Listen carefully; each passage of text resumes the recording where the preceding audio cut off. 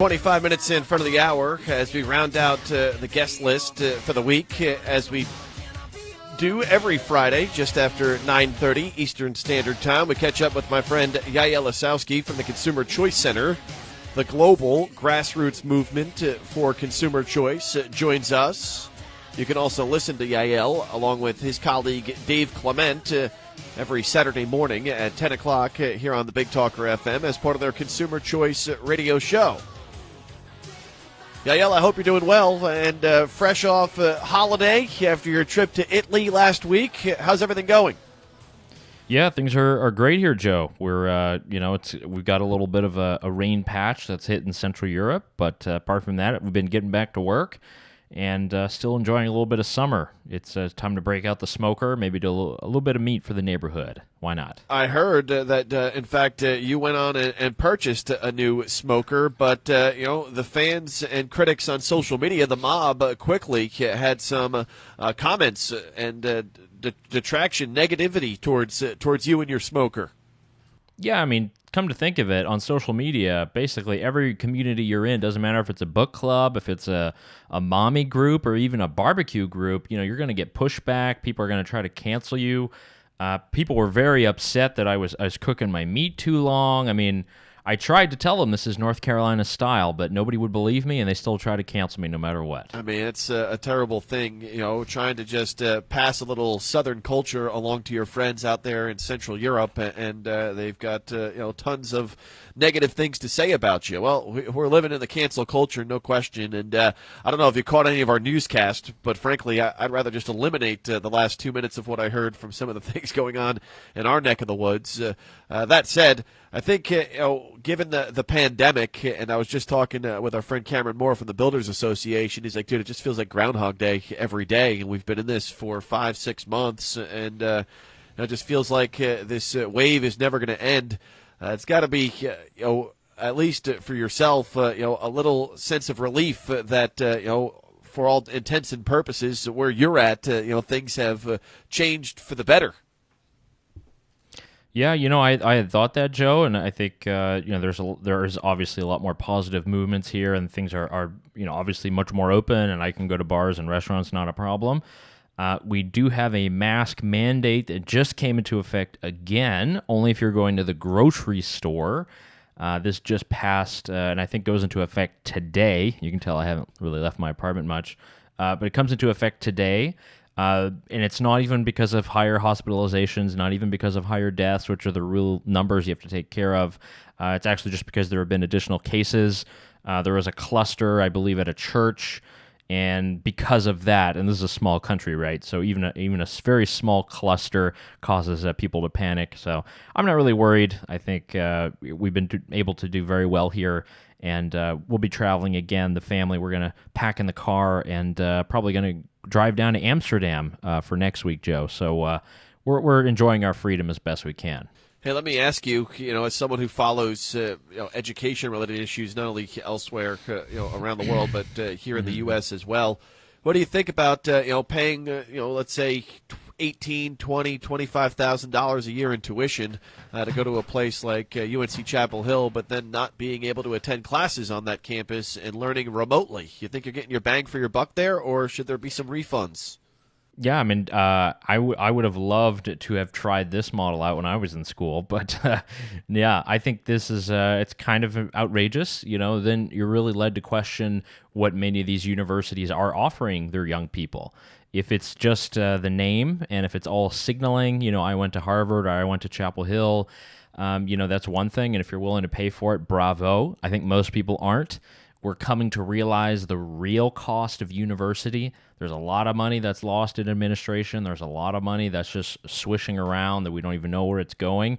So yeah, if I was a student, I'd be pretty mad. Luckily, all of my siblings are out of university and were able to do all their courses, but yeah, I would feel very bad. And if I were a young person right now, I'd either enter a community college or start some kind of apprenticeship.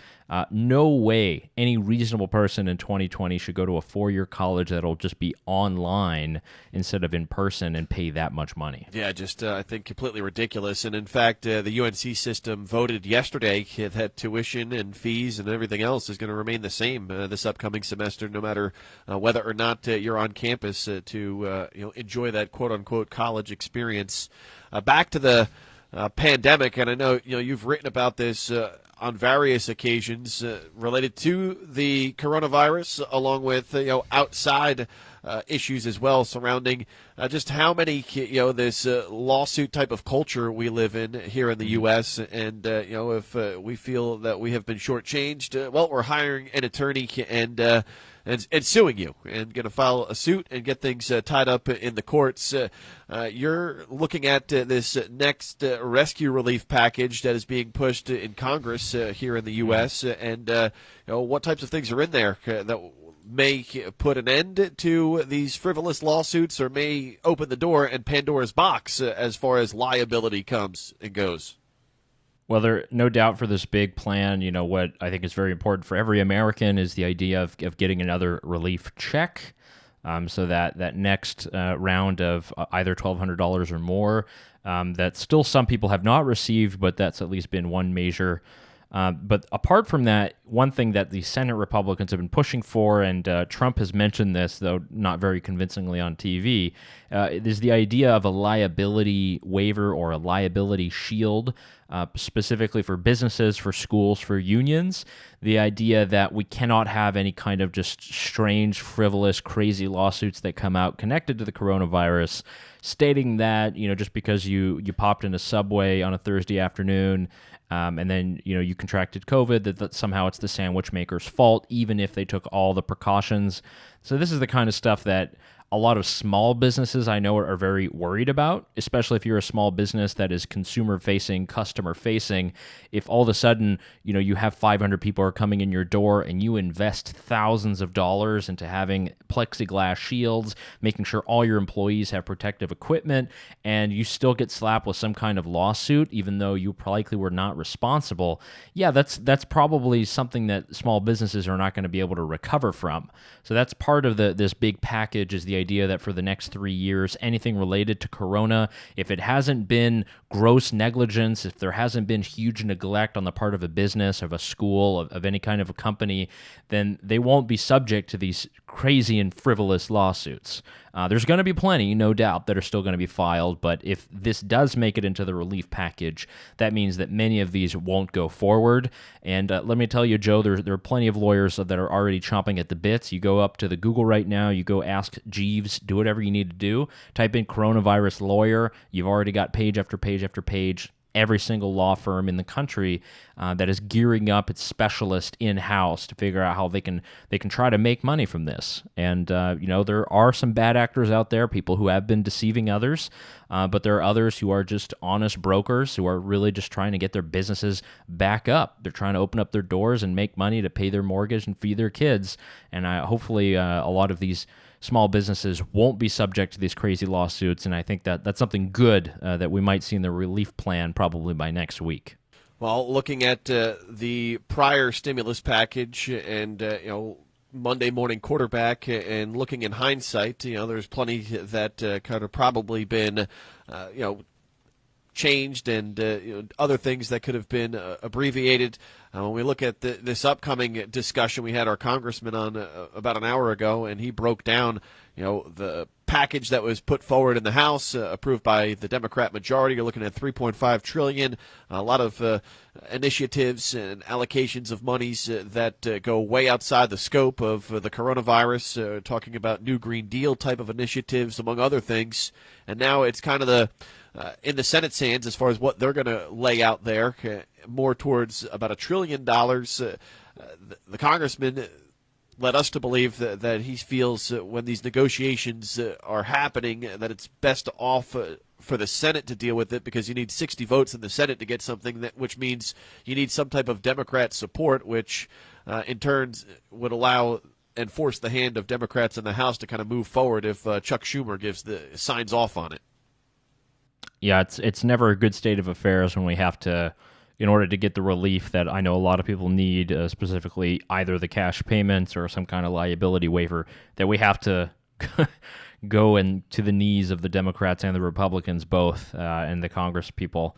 There are a lot of very well-intentioned people who are in Congress trying to do good things, but unfortunately a lot of stuff gets lost, and it doesn't help that it's an election year. That doesn't help at all. And what we saw with the first round, as you mentioned, is there were a lot of these loans and a lot of grants that were given out to even government contractors who never lost any business, who are still making plenty of money, still have their contracts with whichever government agency, and were able to receive huge boots of money. This is not kind of how it's supposed to be set up. I think this is making it more convoluted. There's been plans that have been pushed to talk about giving Americans direct relief. I think overall that's a lot better. It puts money in our pockets. It means we can spend it. We can actually go support our small businesses. I think the idea of tax cuts are not bad. It is a way to kind of stimulate things. But the only reason we're even talking about this is because there are government-imposed lockdowns. This is not the time to try to recreate our entire economy and to try to, outlaw capitalism. But this is kind of an emergency, and that's why you need to have a strong, robust economy. That's why your taxes have to be low, and people have to make money in good times so that in bad times, we are able to protect those who are most vulnerable. So I hope this stuff can get kind of arranged. There are many different plans that are happening. I think we're going to keep applying pressure. We want to make sure that people are able to open up their businesses and make sure that they're going to get all the protection they can, whether it be from government or whether it be from any of the things that they purchase. It looks like while some businesses are kind of weathering this storm, who knows what the long-term effects will be, if this has to continue. When we talk about restaurants only being able to seat at 50% capacity and other guidelines that are in place, well, here in the state of North Carolina and elsewhere around the country, based on each individual state, there are some businesses that have remained shuttered for the better part of what now? March, April, May, June, July. Here in North Carolina, it's the beginning of August before Governor Cooper will consider, moving into this next phase, so to speak. You're talking about 6 months, half of the year of not being able to open your business. I mean, will even a stimulus and an injection from the federal government be enough to save these businesses? Probably not, and I think it's going to be relatively hard in various parts of the state. Certainly out there towards the beach, there's a lot of tourism. We're used to a lot of people coming up from South Carolina, Virginia, a lot of snowbirds coming down trying to enjoy the Outer Banks and things, and they're not going to have as many of those people. So that's definitely going to be a drain. And, as much as we want a good government that's able to be very intelligent and smart, it just doesn't have all the information. I don't think no government ever will have that, and that's very unfortunate. And in this kind of circumstance, what can you really do? I think the priority should be in making it as easy as possible for entrepreneurs to either get back to work, start new ventures, to get capital if they need to do new things. I mean, there are plenty of opportunities out there, right? It's not as if all demand has been usurped. It's just that our demand is in new areas and new places. We're all buying new things. We're all trying to stock up in our homes. We're enjoying our social distancing, fun times, whatever that might be. So there is entrepreneurship that's happening. There are some people that are creating good businesses. Unfortunately, a lot of businesses of the past may not survive, specifically in hospitality. So, it's going to be a whole strange medical situation, and there's a lot that we just don't know, and there's a lot of things that we're not able to fix, with a bill or with a law. But I think what we need to do is create incentives so that people can create things on their own. Be sure we don't make it more difficult for people to be innovative, to offer people solutions. Oftentimes, the best solutions are not going to come from the government bureaus, and they're not going to come from the State House. They're actually going to come from private people who have great initiatives they start up on their own, and that's actually going to help more people out in the community than just a large grant or loan that would come from Washington, D.C. or even Raleigh. Our friends from the Consumer Choice Center join us every Friday morning just after 9:30. Yaël Ossowski with us here this morning, host of the Consumer Choice radio show. It airs at 10 o'clock Saturday mornings here on the Big Talker FM. He, along with his colleague Dave Clement, bring us technology-warranted talk radio across the pond. Yaël, stationed in Vienna, Austria right now, with Dave up in Toronto, Canada. And quickly, just talking about Dave, I'm not sure how much of a baseball fan he is, but his Toronto Blue Jays don't even have a home, and the season started already. How does that all work? Yeah, I know. We talked about that a little bit. It's kind of a crazy thing where all these sports teams, I think as the NHL is the same, they have to go to like between Edmonton and Toronto and all these different areas. For the sports world, I don't envy a lot of these business managers, and for the sports fans, it's definitely confusing. All right, and tomorrow your guest on the Consumer Choice Radio Show will be Bjorn Lomberg, and he has a new book out titled False Alarm: How Climate Change Panic Costs Us Trillions, Hurts the Poor, and Fails to Fix the Planet.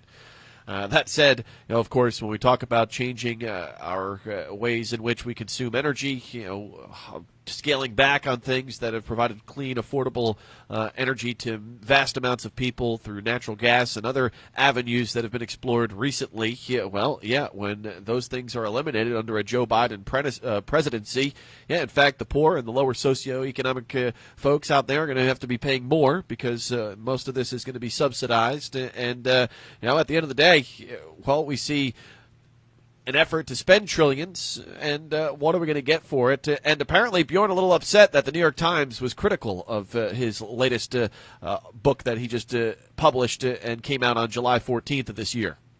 Yeah, he has the distinction of having his book reviewed in the Times, but it was not a favorable review at all, and it was actually very dogmatic. And he punches back during our interview and just really gives a great perspective on what the actual climate solutions are, what is the actual crisis we're facing, what is the real statistical model that we can kind of use to examine this, and I think it gives us a lot more reasons to be hopeful rather than pretty upset. So great speaking with Bjorn Lomborg on Consumer Choice Radio. With that said, as I let you go, why is it in some cases when we look at the political spectrum, why is it one group of people continue to just push this emergency, the world is ending type of narrative, while others try to just look at things logically and rationally and understand that there are issues and problems that we need to face and try and come up with some solutions, and in some cases solutions that have worked in the past. Maybe we need some outside the box type of ideas, but by and large it seems like one group of people on the political spectrum seem to thrive in the chaos and the Armageddon type of end-of-the-world mindset that is pushed through mainstream media on almost a regular basis. Well, Joe, to give you the historical perspective, this comes right out of the progressive era of the 1920s in the United States. People who turned to government as the kind of answer to many of our problems, and the idea that government was not just the thing that we needed to dispense justice, but actually was there to provide a positive force to intervene in all of our lives and make us better. So there is a large movement ideologically that likes that, and they have for the last 100 years, and a lot of them have reared their heads, particularly in every sort of crisis. So that's definitely at play, Joe. I know I could probably talk to you about that for 3 hours, but I can't really do that on Freedom Friday here on the Joe Catenacci Show. Well, we may have to, bring you in for an extended time period to talk about and break that down and the history of it on how that began, this frame of mind in our country, and how it doesn't do anybody any good when we're always kind of looking over our back and saying the world's going to end. We should live life to the fullest and try to make impacts where we can. But by and large, it's not the way I want to live my life, Yaël, and I know it's not the way you live your life, given what you're up to on a weekly basis. Yeah, we have all the great things in the life that are available to us, technology connecting us across, thousands and thousands of miles. We're making living with technology. We're living longer. We have cleaner water. I mean, look, I'm happy. I think things are going very well for us as a species. So I'm team green for human beings. I'm all in. Yaël Ossowski from the Consumer Choice Center tomorrow morning. You can hear him on the Consumer Choice Radio Show. It airs at 10 o'clock Saturdays here on the Big Talker FM. Yaël, enjoy your weekend, my friend. All right. Same to you, Joe. Bye-bye. ConsumerChoiceCenter.org, their website, the global grassroots movement for consumer choice.